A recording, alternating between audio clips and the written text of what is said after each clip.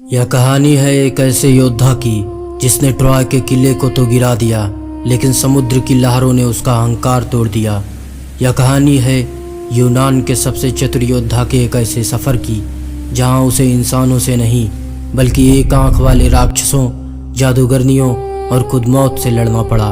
यह कहानी है इथाका के राजा ओडिसियस की।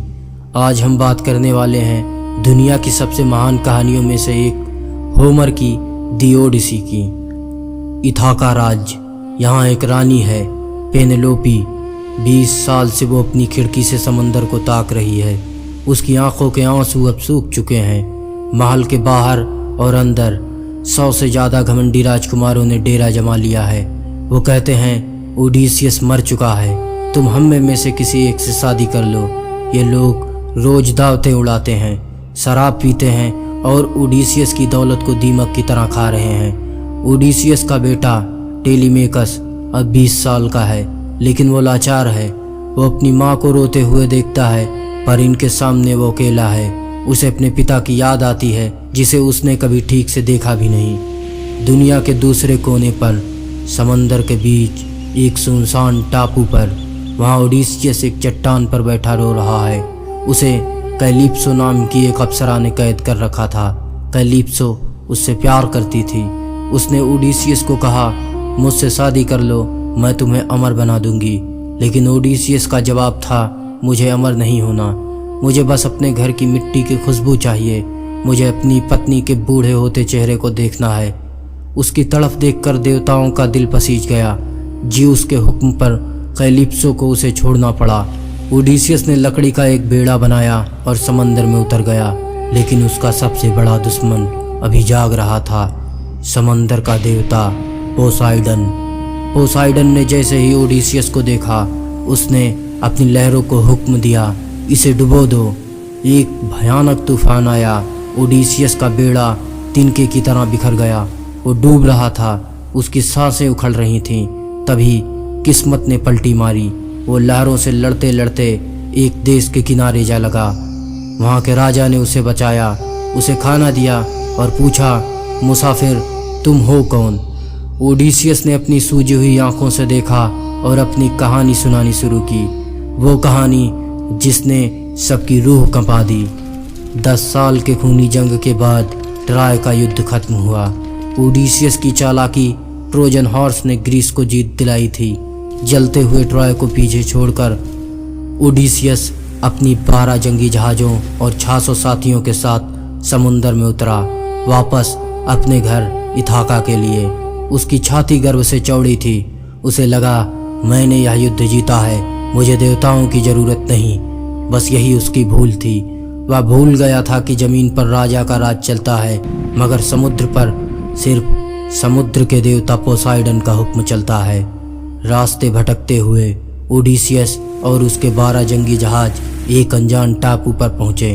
खाने की तलाश में वे एक विशाल गुफा में घुस गए। वहां भेड़ें थीं, दूध था, खाना था। वे दावत उड़ा ही रहे थे कि तभी जमीन हिलने लगी। अंधेरे में माथे के बीचों बीच सिर्फ एक आंख दिखी। वो था साइक्लोप्स पॉलीफेमस, समुद्र के देवता पोसाइडन का नरभक्षी बेटा। उसने गुफा का दरवाज़ा एक विशाल चट्टान से बंद कर दिया। ओडिसियस के सामने ही उसने उसके 2 साथियों को उठाया और कच्चा चबा गया। गुफा में सन्नाटा छा गया।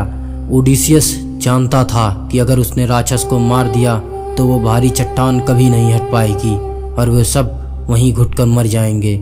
तब ओडिसियस ने तलवार नहीं, अपना दिमाग चलाया। उसने राक्षस को एक बेहद नशीली शराब पिलाई। जब राक्षस नशे में झूमने लगा तो उसने पूछा कि ए इंसान, तेरा नाम क्या है? ओडिसियस ने कहा, मेरा नाम कोई नहीं है।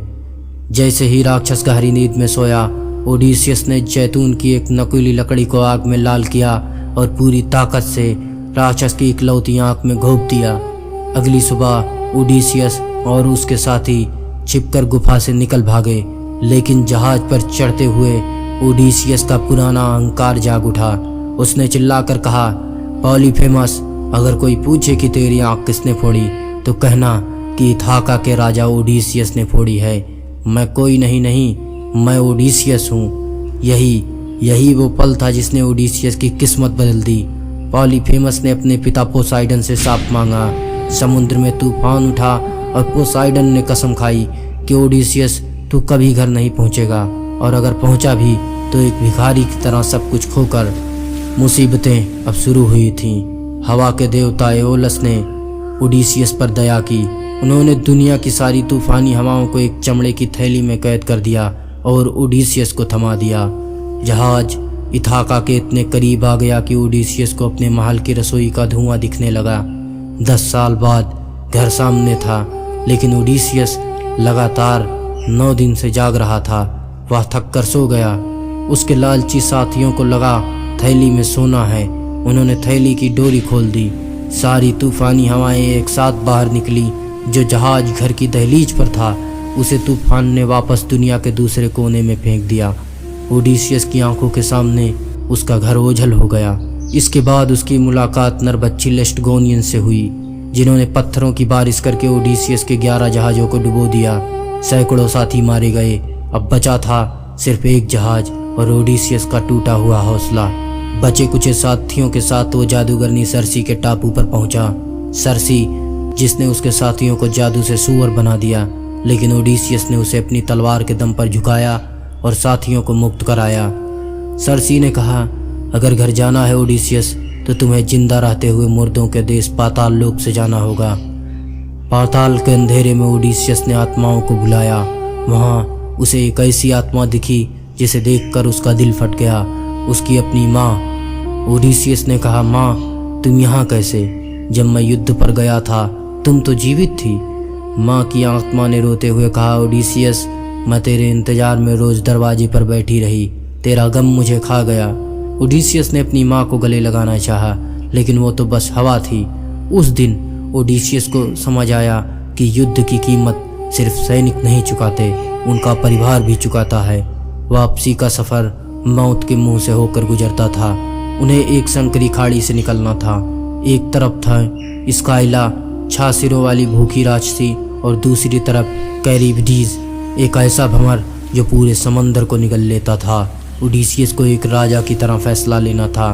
उसने सिला का रास्ता चुना। जैसे ही जहाज गुजरा, स्काइला ने ऊपर से झपट्टा मारा। एक पल में उसके 6 सबसे वफादार साथी हवा में लटकते हुए नजर आए। वो ओडिसियस का नाम पुकार रहे थे, बचाओ ओडिसियस बचाओ। लेकिन ओडिसियस कुछ नहीं कर सका। उसे जहाज आगे बढ़ाना पड़ा। उन चीखों ने ओडिसियस का पीछा ताउम्र नहीं छोड़ा। वह अकेला, बिल्कुल अकेला, समुद्र में लकड़ी के एक टुकड़े पर बहता रहा। वह बहकर अप्सरा कैलिप्सो के पास पहुंचा, जहां उसने 7 साल तक एक कैदी की तरह बिताए, लेकिन उसकी आत्मा इथाका के लिए तड़पती रही। इसके बाद ओडिसियस फिर से अपने घर के लिए निकल गया। पूरे 20 साल बाद ओडिसियस इथाका के तट पर उतरा, लेकिन राजा बनकर नहीं, एक गंदे बूढ़े भिखारी के भेष में। उसने देखा कि उसका महल दुश्मनों से भरा है। 100 से ज्यादा घमंडी राजकुमार उसकी पत्नी पेनेलोप से जबरदस्ती शादी करना चाहते थे और उसके धन पर ऐश कर रहे थे। पेनेलोप ने एक शर्त रखी थी, जो ओडिसियस के भारी धनुष को चढ़ाकर तीर को 12 कुल्हाड़ियों के बीच से निकालेगा, मैं उसी की हो जाऊंगी। बड़े बड़े योद्धा आए, लेकिन धनुष को हिला भी न सके। फिर उस बूढ़े भिखारी ने धनुष मांगा। सब हंसे, उसका मजाक उड़ाया। ओडिसियस ने धनुष उठाया, डोरी चढ़ाई और तीर छोड़ दिया। तीर सीधा निशाने पर लगा। हॉल में सन्नाटा छा गया। ओडिसियस ने अपने फटे कपड़े फेंके और अपने असली रूप में आ गया। उसकी आंखों में 20 साल का गुस्सा जल रहा था। अंत में वह पेनेलोप के सामने खड़ा था। पेनेलोप को विश्वास ही नहीं हो रहा था कि यह वही है। उसने परीक्षा लेने के लिए कहा, दासी ओडिसियस का बिस्तर बाहर बरामदे में लगा दो। ओडिसियस को गुस्सा आ गया। उसने कहा, यह कैसे हो सकता है पेनेलोप? हमारा बिस्तर किसी बढ़ई ने नहीं बनाया। मैंने खुद एक जीवित जैतून के पेड़ को काटकर उसे बनाया है। उसकी जड़ें आज भी जमीन में हैं, उसे कोई नहीं हिला सकता। यह राज सिर्फ उन दोनों को पता था। पेनेलोप दौड़कर उसके सीने से लग गई। 20 साल के तूफान, देवताओं के कहर, राक्षस, जादूगरनियों और मौत, सब इस एक पल के आगे हार गए थे। ओडिसियस, वो आदमी जो दुनिया के छोर तक गया, नर्क तक गया, आखिरकार अपनी मंजिल, अपने घर लौट आया था। आज की कहानी यहीं ख़त्म होती है। अगर आपको यह वीडियो पसंद आई हो तो चैनल को सब्सक्राइब करना ना भूलें। वीडियो को लाइक भी करें और कमेंट में हमें अपनी राय ज़रूर बताएं।